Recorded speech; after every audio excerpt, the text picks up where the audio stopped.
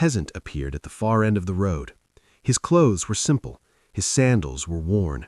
A heavy sack of vegetables hung over his shoulder. He walked slowly, humming to himself, until he reached the boulder. He stopped. For a moment, he simply stared at it. He looked at the narrow space where others had squeezed past. He imagined carts tipping over, old people struggling to walk around it, children tripping. He let out a quiet sigh. Well, this shouldn't be here.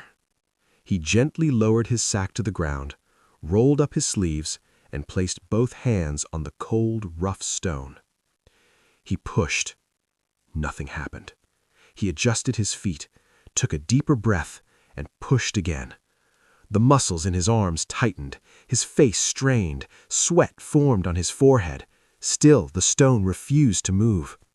For a second, he looked like he might give up, but instead, he stepped back, wiped his hands on his trousers, and tried again, with all his strength. The boulder shifted slightly.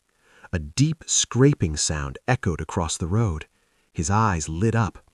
He pushed again, and again, and again. His back ached, his hands trembled, his breathing grew heavy, but he didn't stop, until finally, with one last desperate shove, the boulder rolled off the road and into the grass. Silence filled the air.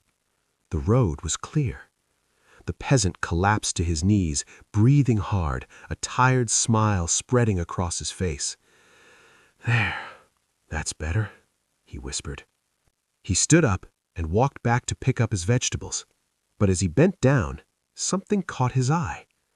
Right where the boulder had been lay a small leather purse. He picked it up. It felt heavy. Slowly, he opened it. Gold coins, dozens of them, shining in the sunlight. His hands began to shake. He had never seen so much wealth in his life. Inside the purse was a folded note. He opened it carefully and read, "These gold coins are for the one who removed the boulder from the road, the king." The peasant looked around in disbelief. Behind the trees, the king smiled quietly.